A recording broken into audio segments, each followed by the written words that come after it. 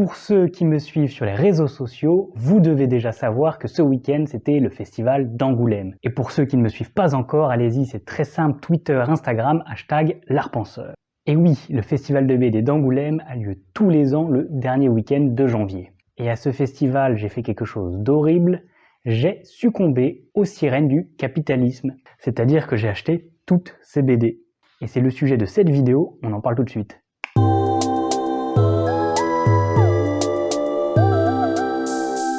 Et bienvenue sur l'Artpenseur, votre chaîne de partage, de présentation et d'analyse de bande dessinée. Aujourd'hui, un sujet un peu spécial et qui me fait très plaisir, c'est je vais vous partager mes achats d'Angoulême. Et franchement, ma femme et moi, on a galéré dans le train pour les ramener d'Angoulême à Paris, puisque j'ai calculé, ça fait à peu près 15 kilos de BD. Le festival, c'est l'occasion de réunir amateurs de BD comme moi et auteurs de ces BD, autour de rencontres et de dédicaces qui vont ponctuer l'ensemble du festival. Je ferai sûrement une nouvelle vidéo sur le concept de la dédicace dans les BD. Vous allez voir, il y a tout un marché noir autour, c'est assez intéressant. Mais pour l'heure, parlons des achats d'Angoulême tout simplement. Alors, sur les 14 BD que j'ai achetés à Angoulême, j'ai eu la chance de pouvoir échanger avec 10 de ces auteurs et ainsi y récolter 10 dédicaces. Allez, c'est parti, voyons ces beautés en détail. Et commençons par ces 4 BD où je n'ai pas eu la chance de pouvoir rencontrer les auteurs. C'est parti. On a 2 rééditions chez Casterman. La première, le Cahier bleu de Juillard, qui est un classique. Pour rappel, Juillard, c'est celui qui a fait, entre autres, les 7 vies de l'épervier. Et outre son trait précis et classique que j'apprécie particulièrement chez Juillard, je l'ai aussi acheté pour son scénario. C'est une femme qui va vivre une romance et à la suite de cette romance, elle va recevoir un cahier bleu plein de révélations. Cette BD vaudra à Juillard l'Alpha Art d'Angoulême en 1995. Rien que ça.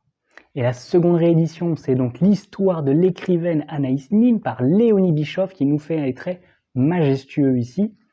Et c'est une BD à ne pas mettre entre toutes les mains parce que, outre le sujet du génie créatif d'Anaïs Nin, il va être question de sexualité, d'adultère, de viol et même d'inceste. C'est une BD qui me paraissait très intéressante, très douce au premier abord et qui en fait recèle une histoire sombre plutôt pour les adultes. Je vous le conseille mais pas à mettre entre toutes les mains donc. Retour en enfance avec cette BD de Picsou et le dragon de Glasgow par Chamblin et Petrossi, c'est très bien mis en image par Petrossi, c'est une belle BD avec un dos toilé, c'est très sympathique, je l'ai pris pour pouvoir me détendre, sans prise de tête, les dessins sont vraiment agréables. Dernière BD sans dédicace, c'est celle où Mathieu Bablé coordonne 9 auteurs autour du thème de la sorcellerie dans Midnight Order. Déjà l'objet est magnifique comme vous pouvez le voir, c'est en relief, légèrement doré, c'est très bien fait ce qu'ils ont fait, on a 300 pages d'histoire avec à peu près 10 styles différents, parce que c'est 10 auteurs différents, dont le génialissime Mathieu Bablé. J'ai pas pu avoir de dédicace tout simplement parce que c'était sur tirage au sort et je n'ai pas gagné un heureux en amour malchanceux au jeu, c'est pas grave. Passons aux BD qui ont des dédicaces et je vous parlerai tant de la BD que de la dédicace, bien évidemment. Commençons par 3 petites BD que j'ai achetées pour ma famille. J'ai Fungirl d'Elisabeth Piche. Je pense que vous connaissez déjà Elisabeth Piche, elle fait entre autres War and Peace qui est sur internet, ce sont des petits comics assez amusants.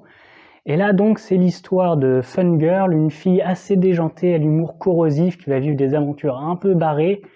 Elle va se promener à poil dans sa coloc, elle va travailler dans une morgue ou alors elle va même faire disséquer des enfants un écureuil. C'est barré, c'est corrosif, c'est insolite et franchement c'est amusant. Et puis Elisabeth Piche m'a fait une très belle dédicace comme vous pouvez le voir ici, c'est assez drôle. Pour ma sœur je lui ai pris Gisèle Halimi, une farouche liberté, très intéressant, qui va retracer la vie évidemment de Gisèle Halimi et la cause des femmes. Ça va parler tant de son combat pour avoir une équité de traitement entre ses frères et elle dans son enfance, que de son combat pour une Algérie libre et aussi sans torture, et évidemment son combat d'une vie, celui du droit à l'avortement. Cette histoire est extraordinaire, je me sens inculte de ne la connaître que à travers la BD. Donc vous, si vous ne la connaissez pas, rattrapez votre retard aussi et lisez cette BD. Et si vous la connaissez, c'est toujours très intéressant de le lire et c'est bien mis en image. Avec une dédicace assez classique qui fait plaisir. Et pour mon père, je lui ai pris cette BD historique maritime, USS Constitution, qui est magnifique. Déjà, regardez le format comparé à une BD classique, c'est gigantesque. C'est au lieu que ce soit du 24 x 32, ici ça va être du 27 x 37. Donc on va pouvoir avoir des dessins en grand, le dos étoilé aussi, donc ça c'est très agréable. C'est très bien dessiné par Franck Bonnet. Et regardez-moi ça, les pages, c'est assez immense, on en prend plein les yeux, c'est très agréable. À la fin, on a un dossier historique avec des images tout aussi grandes, franchement, ça nous en met plein les mirettes. Regardez-moi ça, donc c'est pour les amateurs d'histoire maritime. Ici, Franck Bonnet va retracer l'histoire de l'USS Constitution, qui part des États-Unis pour aller faire la guerre aux États barbaresques en Méditerranée. Il y a évidemment des bateaux, des quéquettes de commandants, des guerres navales et une aventure haletante. Donc je la conseille évidemment pour tous ceux qui aiment les traits fins, la mer, l'aventure et les quéquettes, ça arrive aussi. Et la dédicace s'est faite au stylo noir sans esquisse, c'est pour dire à quel point Franck Bonnet maîtrise son trait. Et restons sur le thème historique, puisque les 2 prochaines BD, c'est l'histoire de Révolution, par Florent Groisel et Youn Locard, qui vont nous conter l'histoire de la Révolution française. Non, pas celle de Macron et la retraite, celle de 1789. Donc encore une fois, du bel ouvrage, du beau pavé, 300 pages, un dos toilé, franchement c'est très bien fait comme BD, je vous le conseille. Révolution, comme son nom l'indique, va donc nous narrer l'histoire de la Révolution de 1789 à travers la multiplication des personnages pour voir comment ça se passe dans les différentes classes de la société et nous remémorer le Paris d'antan. Ça a l'air très intéressant et les 2 dédicaces ici sont sublimement bien faits par ces 2 auteurs. Parce que oui, fait amusant, les 2 auteurs font et le scénario et les dessins.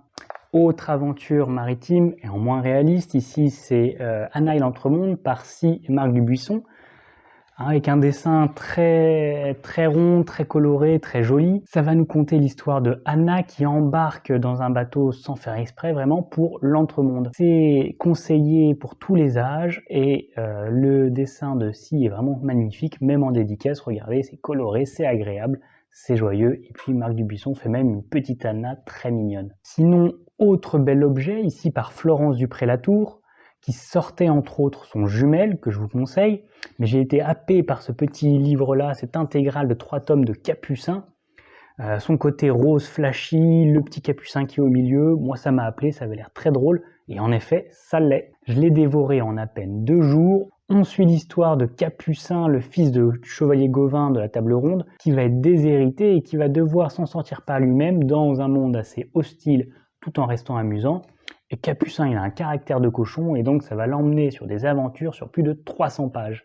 Je le conseille pour tous les âges, moi je me suis beaucoup amusé, c'est intelligent, c'est drôle, c'est bien fait, c'est Florence Dupré-Latour, et d'ailleurs je vous conseille également toute sa bibliographie. Elle m'a fait une très belle dédicace comme vous pouvez voir, tout en couleur. Moi je vous pousse à aller voir ses autres BD, notamment Pucelle, qui aurait dû faire partie de ma vidéo sur les femmes. Je ne vais pas mettre tout le monde, et donc je me rattrape avec Capucin. Une adaptation du roman de Baptiste Beaulieu, que je connais pas, avec Entre les lignes par Dominique Mermoux, que je connais pas.